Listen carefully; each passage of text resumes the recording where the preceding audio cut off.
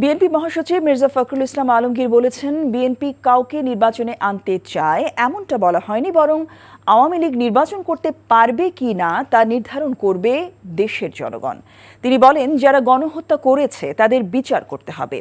ফ্যাসিবাদের জঞ্জাল সাফ করে দ্রুত নির্বাচনের দাবিও জানিয়েছেন মির্জা ফখরুল। আর দলের স্থায়ী কমিটির সদস্য আমির খসরু মাহমুদ চৌধুরী বলেছেন, সংস্কার করতে হবে ঐক্যমত্যের ভিত্তিতে। ফেনীর ওসমান হারুন মাহমুদ এবং কুড়িগ্রামের হাসিবুর রহমান হাসিবকে সাথে নিয়ে ইমরুল আহসানের রিপোর্ট।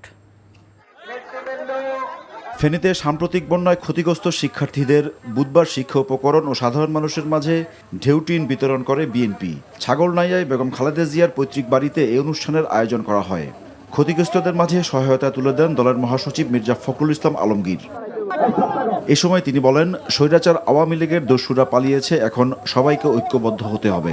আওয়ামী লীগের নির্বাচনে অংশ নেওয়ার বিষয়ে বিএনপিকে জড়িয়ে প্রধান উপদেষ্টার বক্তব্যের জবাব দেন তিনি। আমরা বলছি যে আমরা একটা রাজনৈতিক দল, কে নির্বাচন করবে, কে রাজনীতি করবে, কে রাজনীতি করবে না, সেটা তো নির্ধারণ করবে জনগণ। আমি একটা রাজনৈতিক দল হিসেবে তো সে নির্ধারণ করতে পারি না। সুতরাং এখানে কোনো ভুল বুঝাবুঝির অবকাশ নাই। আমরা কখনোই কাউকে কোনো দলকে নির্বাচন করতে দিতে মানা করিনি, কিন্তু যারা হত্যা করেছে, যারা মানুষ খুন করেছে, সকলকে নিয়ে সেখানে বিচার করতে হবে, তাদেরকে শাস্তি দিতে হবে।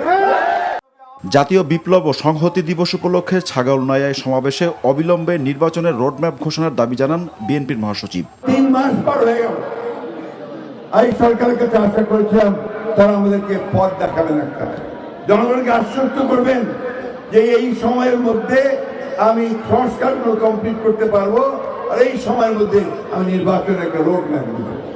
তো সেই রোড ম্যাপ আমরা বারবার চেয়েছি। আবারও বলছি যে অনুগ্রহ করে সংস্কারগুলো, নির্বাচন কেন্দ্রিক সরকার সংস্কার প্রয়োজন, সেই সংস্কারগুলোকে দ্রুত করে যত দ্রুত নির্বাচন দেবেন ততই জাতির জন্য মঙ্গল। কুড়িগ্রামের উলিপুরে আরেক জনসভায় আমির খসরু মাহমুদ চৌধুরীও দ্রুত নির্বাচনের তাগিদ দেন। অন্তর্বর্তীকালীন সরকারের অধীনে সংস্কারে আমি তো বলেছি আমরা সহযোগিতা করব, কিন্তু যেখানে ঐক্যবদ্ধ হবে। কিন্তু বিএনপি এবং আমাদের সাথে যারা রাজপথে যুদ্ধ করেছে প্রায় 50 দল, আমাদের সিদ্ধান্তে অটল থাকবো।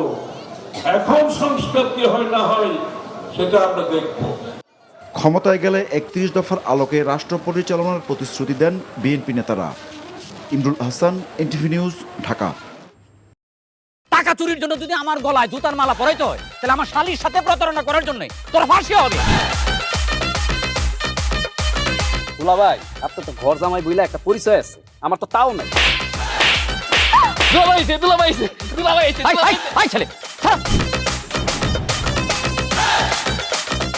রাজনৈতিক ফ্যামিলির মেয়ে হয়ে ওই কাজ করবে।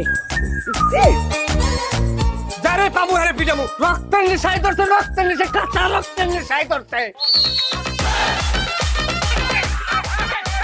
তোমার এই পলিটিক্স আমার বাম পকেটে থাকে। তোদের বউরে ঝামেলা পাকাই। এই বেটাই, আমি তখন বিয়ে করিনি। দুইটার আমি গুলি করে মারু। মাসুদরা কোনোদিন ভালো হয় না। আপনার পোশাক আশাক দেখে কিন্তু আপনার তালুকদার বংশের লোক মনে হয় না আব্বা, আপনার মনে হয় যে আপনি ফকির বংশের লোক।